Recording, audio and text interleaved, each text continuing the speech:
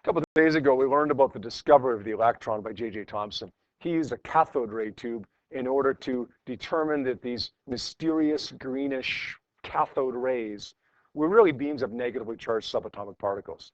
There was 3 sections in the cathode ray, at least the cathode ray tube that Thomson used.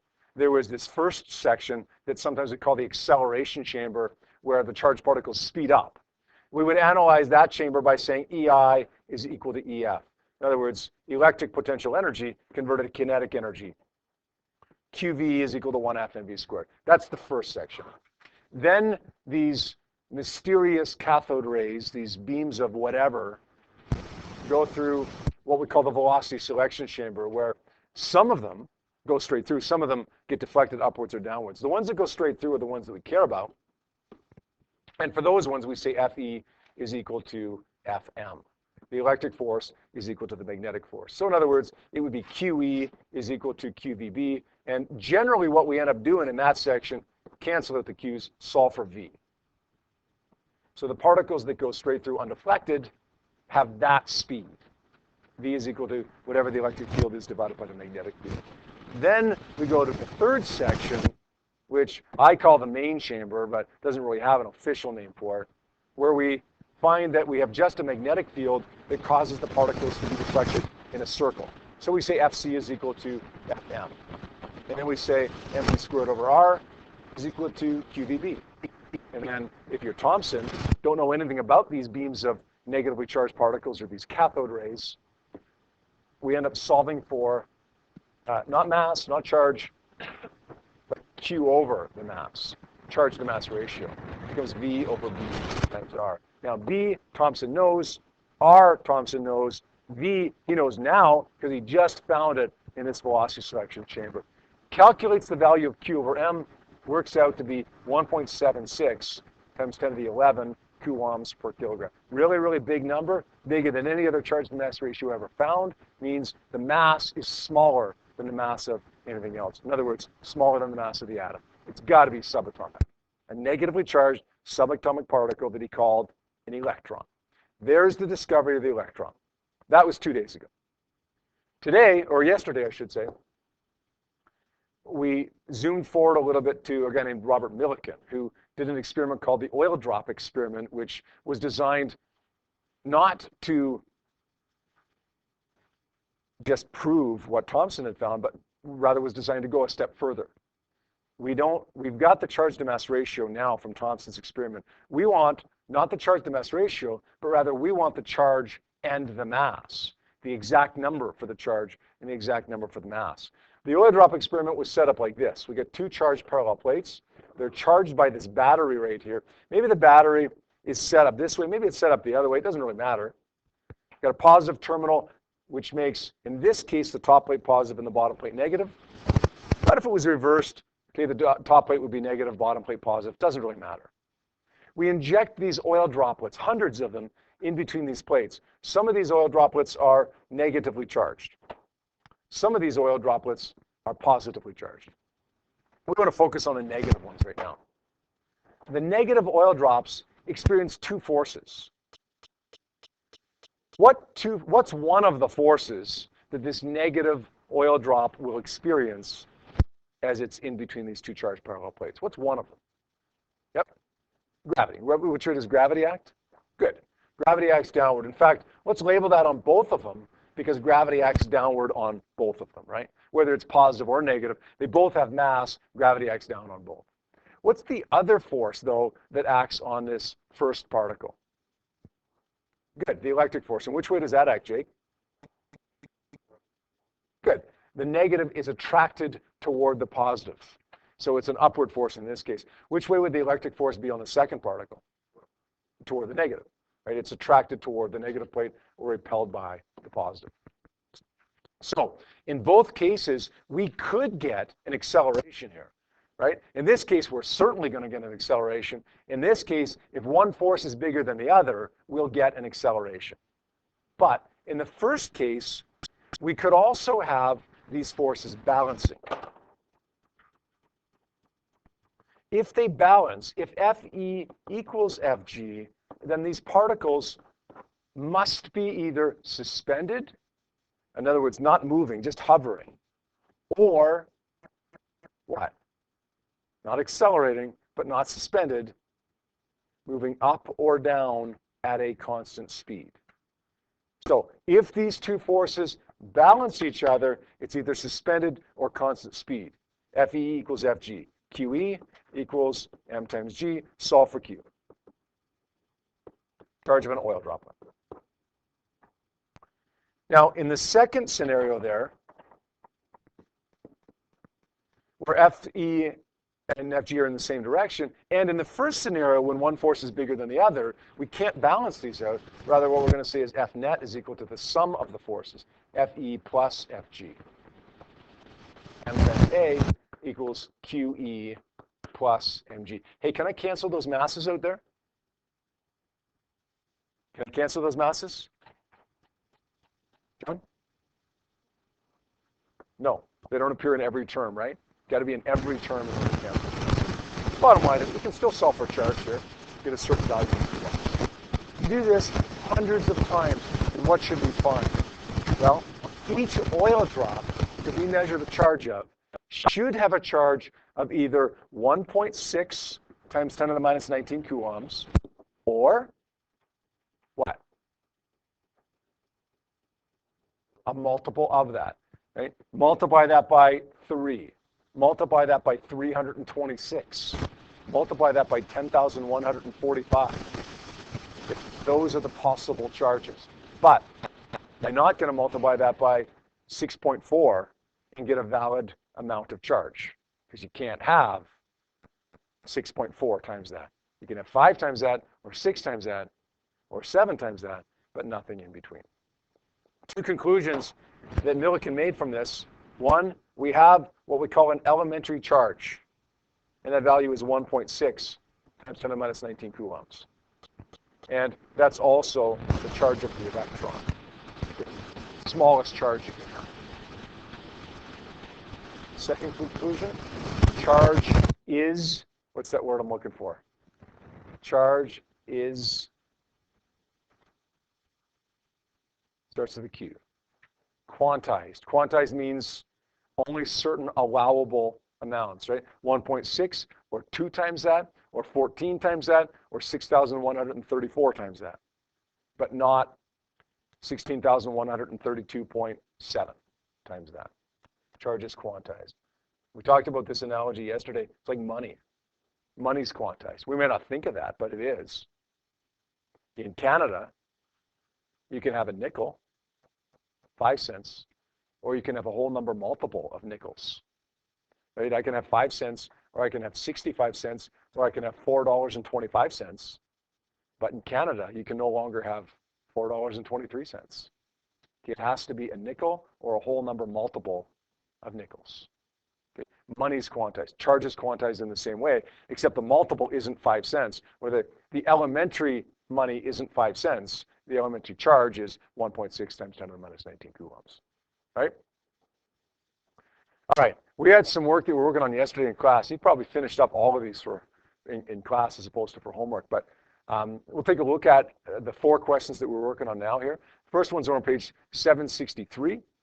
And then we had a couple questions on 764 as well. I definitely want to go over question number 2 on 764, mainly because the wrong answer was there. I told you about that yesterday, but I want you to make sure that you can get the correct answer for 764. Now, 763, we'll go over one of those or 2 of those if we need to, but only if you guys ask me to do that. Anybody need anything gone over on 763? We're good there? Everybody? Okay, 764, I want to do question number 2. 1, because it's a bit of a tricky question. 2, because the answer they give you there is wrong. Okay, what did I say the first thing you should do is when you are solving one of these milk and oil drop experiment questions? Always do this, Nick. Yeah, draw a picture, not a three-body diagram per se, because we want to show more than just the forces. We want to show the forces, and if we can, the field as well, the electric field as well. So let's draw number 2. The acceleration of the sphere with the direction of the electric field is reversed. So that means the field is going to be downwards, right? The electric field downward. Now, it's a negative particle. There's a force of gravity acting down. Nick, now's when we're drawing the free body diagram, just showing the forces, right? But I've also included the field, which is really important to include there. We've got another force as well, the electric force. Who can tell me which way the electric force must act? Downward field, negative particle. Downward field, negative particle. Lucas? Yes. Why'd you say that? Absolutely. Yep, I know what you're saying. Okay. Nobody else may know what you're saying, but I know exactly what you're saying. If you've got a negative particle in an electric field, the negative particle will always experience an electric force opposite to the field. A positive particle will experience an electric force in the same direction as the field. So we know the field is down. We know that it's a negative particle. The electric force must be upwards.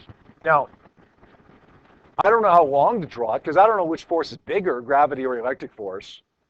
I'm just going to draw them however long I draw them, and we'll see how big those forces are in just a moment here. Next step, F net is equal to the sum of the forces. That's going to be Fe plus Fg. And of course, the net force is M times A is equal to QE plus mg. Hey, right now, we have enough to tell us that this answer is wrong. How do you know, even before we solve for anything, before we calculate anything here, that it can't be a 14 meter per second squared acceleration downward? What up on the board right now tells us that that has to be wrong? Brennan?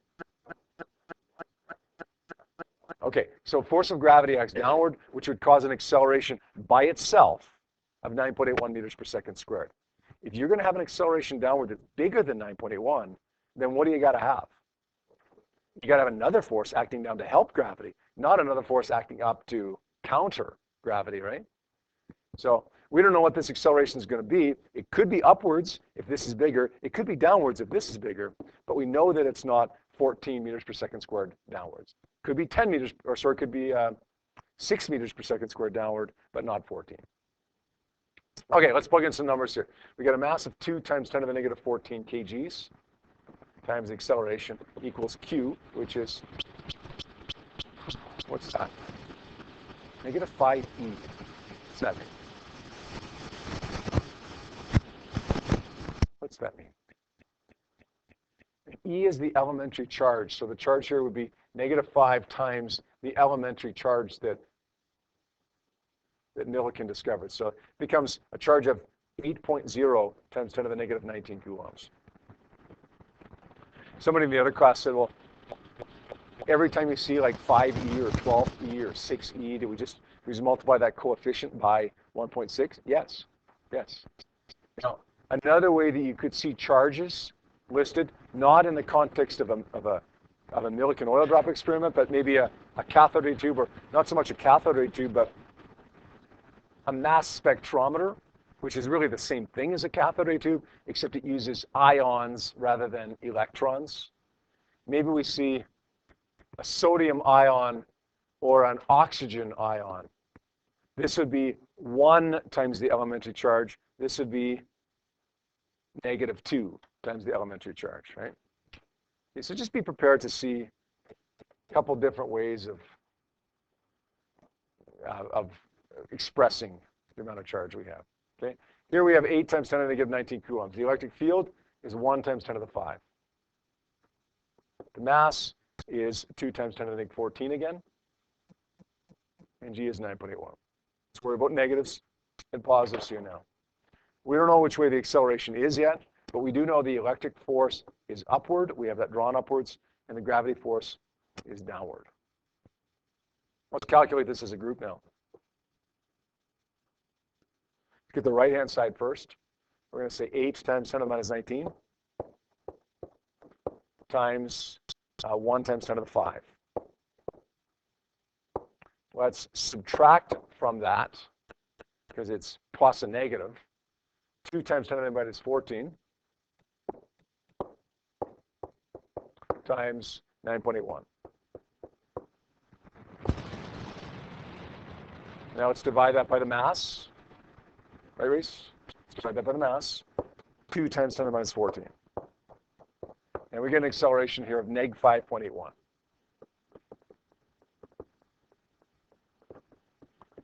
Brennan told me that we couldn't have an acceleration of neg 14 downwards because both forces aren't acting downward. Is 5.81 legitimate, Brennan? Sure. You got an upward force that's countering gravity, but gravity is bigger because it's still accelerating downward. But obviously it's a smaller number than it would have been. How many people got 5.81 for that? Okay, good. How many people got 14 for that? Okay. If you got 14, it's because you mixed up the direction of the field, basically, or sorry, the direction of the force, basically. Right?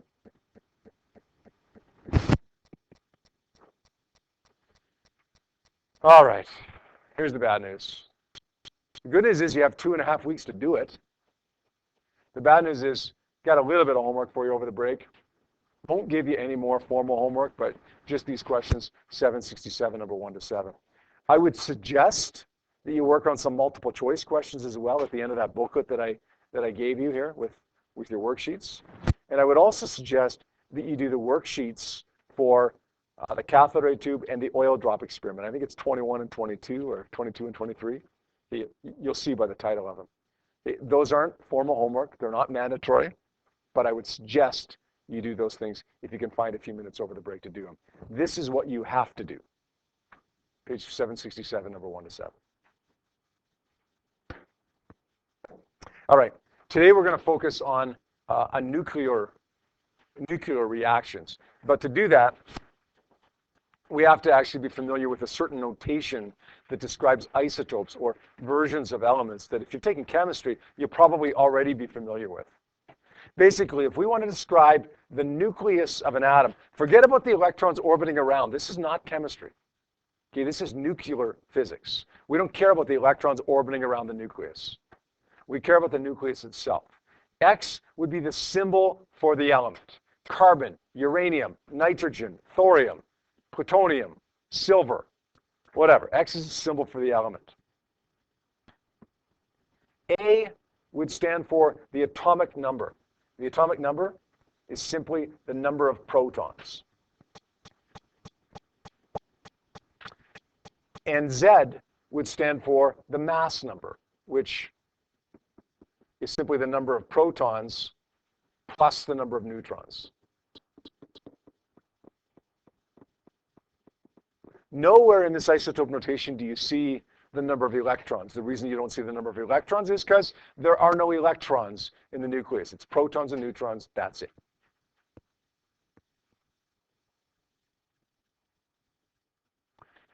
Now, what kind of question could you see with this? In all likelihood, you're not going to see a question on an exam that just involves isotope notation. Although I have seen it. I can probably count on one hand the number of times over the last 20 years that I've seen a question that's just involving isotope notation, nothing else. Usually, this is part of some bigger question. Okay? You will see it on the exam for sure, but it'll probably be part of a bigger question. If you get lucky, maybe you get a question like this. How many neutrons are contained in a gold nucleus with 79, 197. We call that gold 197. In fact, sometimes we write it like this, or sometimes we write it like this. Hey, question for you.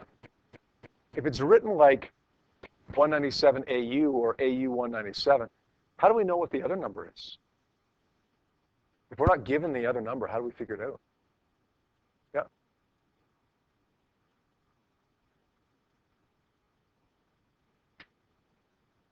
Well, how do we know the atomic number, though? On the periodic table.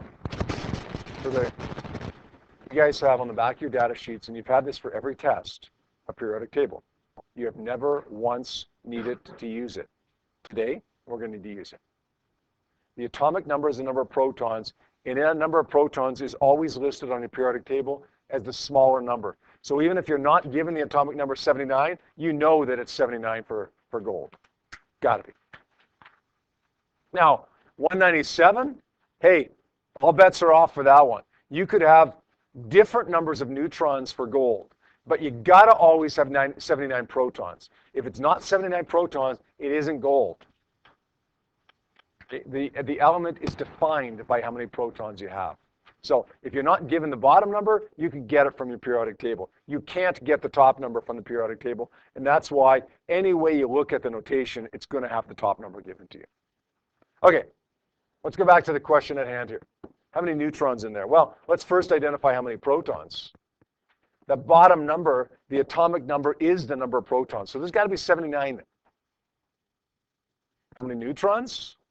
Well, the top number is the number of protons plus neutrons. So how are you going to find the number of neutrons there? Subtract them. Yeah, we're going to say 197 minus 79 gives me, I believe that's 118 neutrons. Does that make sense? Is comfortable with that? How many people have done that in chemistry before?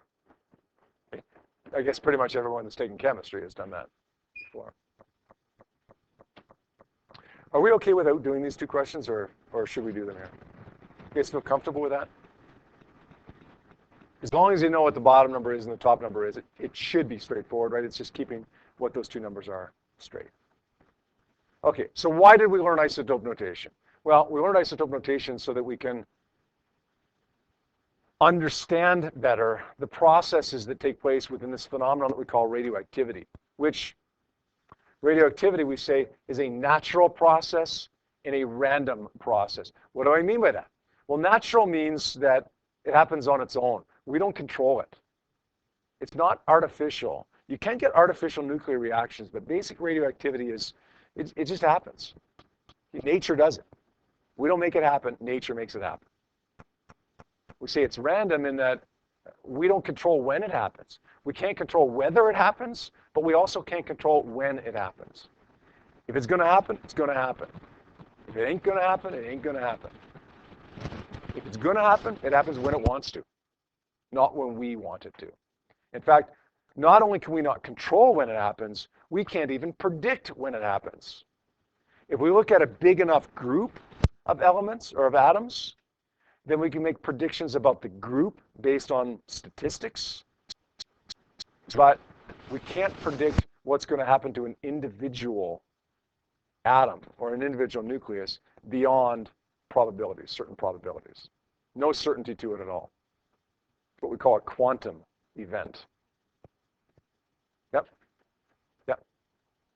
So what is radioactivity, this natural random process? Well, it's a process where a nucleus decays into something else. So in other words, the atomic number changes. It's a process in which the atomic number changes. It changes from carbon to nitrogen. It changes from uranium to thorium. It changes from silver to whatever, because the number of protons has changed. Maybe you've got less protons, maybe you got more protons, but the number of protons has changed, and we've changed the element. That doesn't happen in chemistry, right? In chemistry, you're dealing with transfers of electrons and sharing of electrons, and it's all electrons. Okay, in nuclear physics, okay, we can change the element because we're changing the number of protons. Now, it doesn't just happen on a whim, right? We're not just going to say like, oh, you know, let's switch this from lead to gold, and then we're rich. It's not a simple process, but it can be done, right? Or it can happen randomly, spontaneously, naturally, where one element changes into something else. Now, you always get that something else, that second nucleus. A big nucleus changes into another nucleus. But there's also some other little particle, we'll call it a little chunk, that breaks off. That little chunk that breaks off is what we call ionizing radiation. An ion is a charged atom. So ionizing radiation is radiation, this little chunk that breaks off in addition to the something else, that turns atoms into ions, that turns atoms into charged atoms. What's the big deal? We got atoms floating around in our body like crazy. There's, I don't know how many, there are billions or trillions, I don't know, lots in your body. What happens, what's the big deal if we change them into ions? Well, your body is designed to have all these atoms in your body. As soon as we change some of them into ions, Then all of a sudden we start getting certain chemical reactions taking place that aren't supposed to take place. And then funny things happen to your body. Like maybe you start bleeding out of your eyes and ears and other orifices. Maybe you start puking because you've got radiation, like acute radiation poisoning. Maybe you just die after you puke and bleed everywhere. Maybe it's more long-term. Maybe you develop just some kind of long-term illness. Maybe you develop cancer. But it's always as a result of these ions causing chemical reactions taking place inside the body that aren't supposed to take place. Biology is chemical reactions, right? That's all it is. It's chemical reactions. If you have chemical reactions that aren't supposed to be taking place, then it's messed up biology in your body as opposed to the biology that's supposed to take place. All right. We're going to talk about 3 types of radioactive decay, and then that's where we're going to leave it for today. In fact, that's where we're going to leave it for 2014. 3 types of radioactive decay. Now, in each of these 3 types, you get the something else produced, okay? The something else is the new nucleus, okay? We change carbon into nitrogen. We change uranium into thorium, whatever. The something else is the new nucleus. The alpha, beta, and gamma particles are the little chunks. Okay? You got an iceberg. Got a big ship that runs into the iceberg. Chunk of the iceberg breaks off. Okay. The iceberg that we started with is the first nucleus. The iceberg that's left over is pretty close to the initial iceberg that we had, but it's a little bit different. The little chunk of ice that broke off, that's the alpha, beta, or gamma. That make sense? You still have an iceberg, just a different iceberg, in addition to this alpha, beta, and gamma. This little alpha particle, this alpha chunk that breaks off, is actually a nucleus, just a really small nucleus. That consists of 2 protons and 2 neutrons. Sometimes we actually write that symbol not as 4,2 alpha, but as 4,2 He, because chemically, an alpha particle is identical to a helium nucleus, 2 protons and 2 neutrons. Beta? A beta particle is even smaller. 0 - 1 beta. If you get 2 protons and 2 neutrons in an alpha particle, you have, take a look at the top number here, 0 protons and 0 neutrons in a beta particle. So what do you got in a beta particle? 0 protons, 0 neutrons. Take a stab at what this is. Well, another symbol for it is 0 - 1 E because it's an electron.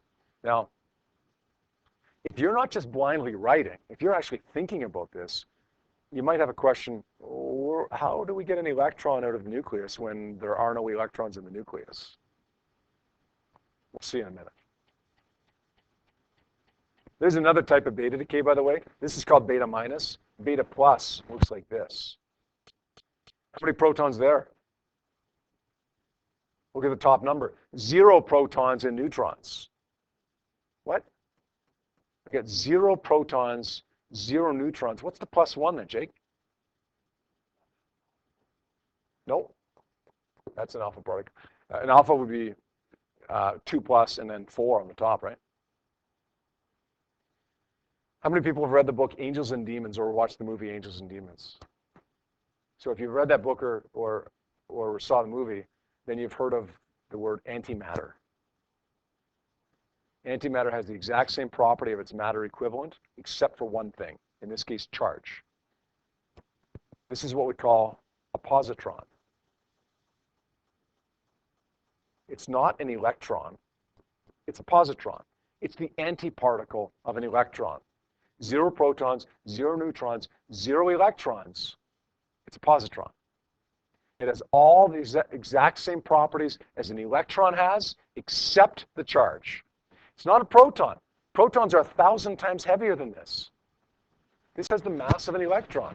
It just has the charge of a proton, that's all. That's why we call it 0 + 1 E, not 0 + 1 P.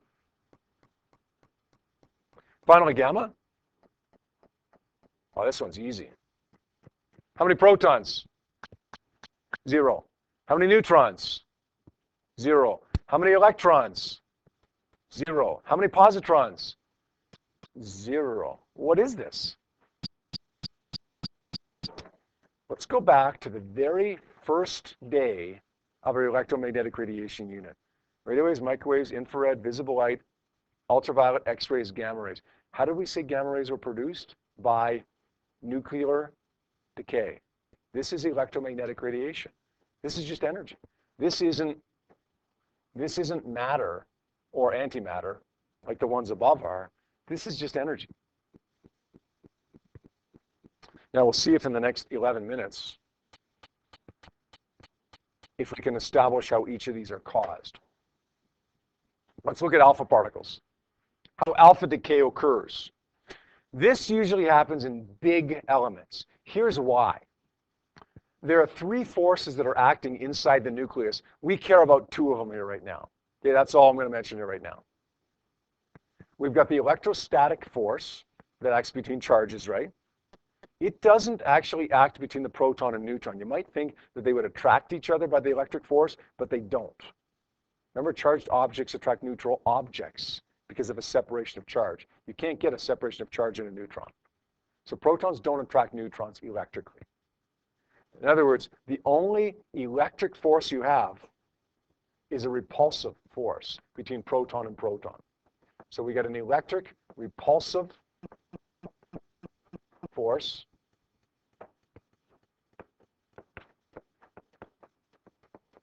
between proton and proton.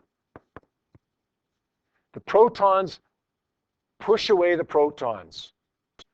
They push each other apart. It's like you got a bunch of people grouped together in the middle of the room, and then you got half of those people are pushing each other away from each other. Okay, there's a repulsive force between protons and protons. But there is a strong nuclear attractive force.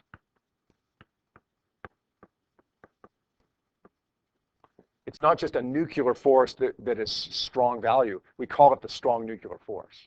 The strong nuclear attractive force between everything.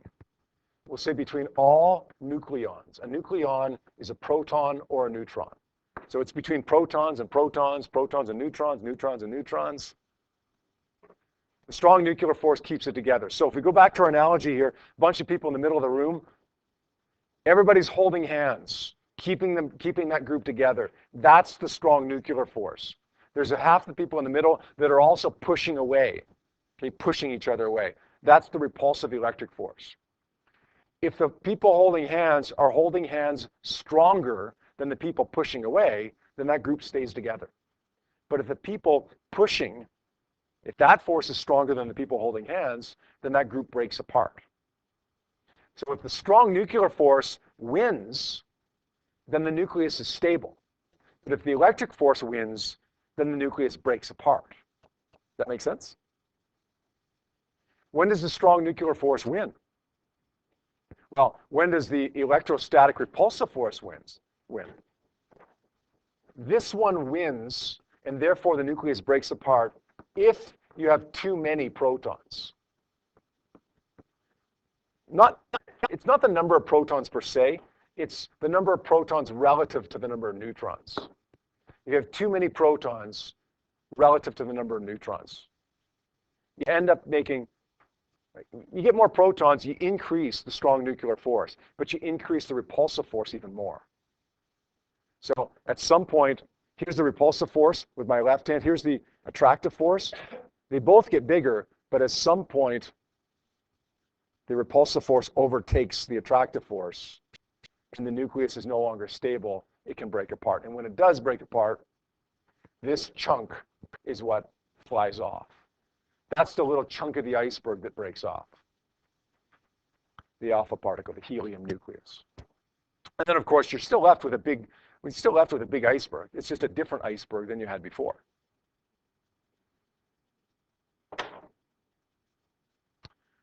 This one's kind of wonky. Beta decay. You got a club. We call it the nucleus club. Name one member of the nucleus club. Who's allowed to be in the nucleus club? It's a pretty exclusive club. Who's allowed in the nucleus club?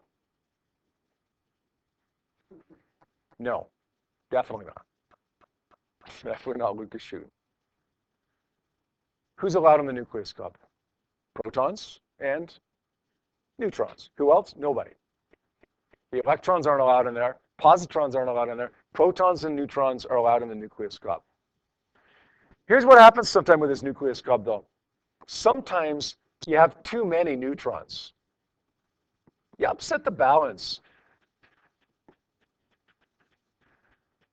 We're left in an energetically unfavorable state that we don't have equilibrium in this club. Not everybody's happy. There's too many neutrons floating around. Look, don't get me wrong. We like the neutrons. They're welcome in the club. But there's just too many of them right now relative to the number of protons. But the nucleus club is pretty finicky because sometimes you actually have too many protons. So sometimes you get too many neutrons. We're not very happy. We're energetically unfavorable. Sometimes you get too many protons.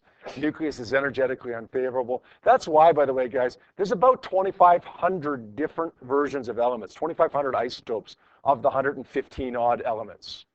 The vast, vast majority of them are not stable. The vast majority of them, like something like 2,200 of them, are radioactive. That's why they're radioactive, because the nucleus is so finicky. You get too many protons, it's not stable. You get too many neutrons, it's not stable. You got to strike that perfect balance. What happens in this club if you get too many neutrons? Get together and say, we should kick out a neutron. They're like, no, we like neutrons. We don't want to kick out a neutron. Let's change one. Let's see if we can change one. So here's what happens. You get too many neutrons. You change a neutron into a proton. What? A neutron becomes a proton? That violates a fundamental law called the law of conservation of charge. You had neutral, now you got charge? That doesn't work. It'd be nice if it works because, hey, we got less neutrons, more protons. The balance is way better than it was before. But physically, it can't work because you can't create charge from nothing. So the nucleus club, they get together and say, look, we want to change a neutron into a proton, but that violates a law of conservation of charge. So let's make an electron out of it as well. Let's change a neutron into a proton and an electron. And then we say to the proton, hey, you can stay. We like you. You're part of the club. The proton stays in the nucleus. But the electron, get the heck out. We don't like you. We don't like your kind here, the electrons. They're not welcome in the nucleus. That's the beta particle. The electron's not welcome in that club, so the beta particle gets kicked out. What happens when you have too many protons? The club gets together and says, we get too many protons. Let's kick one out. No. We like the protons. We don't want to kick one out. Let's change one. Let's just change it. The proton becomes a neutron. So now we got less protons and more neutrons. It improves the balance. But that violates the law of conservation of charge too. You've just destroyed charge. So what else do you get out of this? A proton turns into a neutron and, no, not an electron, because that would be negative, right? What is it? A positron. The members of the club look at it and say, hey, this guy's welcome to stay. He'll stay in the nucleus because he's a neutron, but this guy's got to get out because he's not welcome in the nucleus. He's not part of the club. He's a positron. Finally, oh, we're almost done. This is working out perfectly for time. Finally, gamma decay occurs as a result of something else, like one of the processes that has taken place there. After something like beta decay has occurred, the nucleus is left in an excited state. But it doesn't want to stay there. One sec, don't pack up yet, one sec. It's left in an excited state, but it doesn't want to stay there. So as it goes back down to its normal state, sit down please. As it goes back down to its normal state, it gives off energy. The energy that it gives off is the gamma ray photon. Think about this. Guys, listen. You've just watched a neutron change into a proton and an electron. You'd be excited too. The nucleus is excited, but it doesn't want to stay there. So it goes back down to its normal state, and as it does go back down to its normal state, it gives off the gamma ray photon. Got it?